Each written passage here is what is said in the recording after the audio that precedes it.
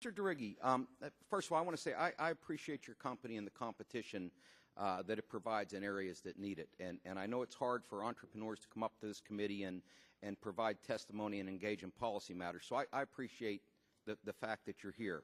But I'm a little confused by some of the things that you've said. And on prior occasions, you've expressed support for open Internet principles, specifically in comments that you made to the NTIA and RUS in response to the second round of BTOP funding. You stated that Rapid DSL fully endorsed the comments of the Wireless Internet Service Providers Association, and among those association's comments, it argued that the agency should make clear to any funding recipient that they will agree to abide by the rules the FCC adopts in its ongoing network neutrality proceedings. So I guess my question is, since you agree with applying the FCC's rules to funding recipients, why would you support a wholesale rejection of the rules through a resolution like this? Great question, and because the government was paying for the network, not me.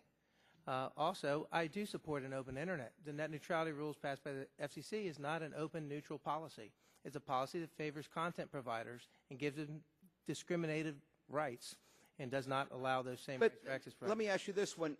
Also, you sent an email to then the FCC Chairman Kevin Martin regarding Comcast blocking your traffic.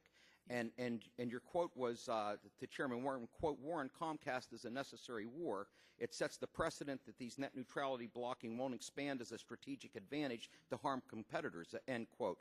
You've also expressed support for Rapid DSL being subject to rules related to truth in advertising or disclosure of your network management practices. You said that in an ex parte letter to Chairman Janikowski. I guess what confuses me is if you're in support of some of these FCC rules, such as transparency requirement, why do you want to see the Congressional Review Act be used to invalidate all of the FCC's rule? Wouldn't you at least prefer Congress to take a more surgical approach to, deal with those things that trouble you, but not throw the entire rules out? Well, they don't deal with any of the things that troubled us. So we're a provider too. We're there. Just protecting our competition doesn't help us.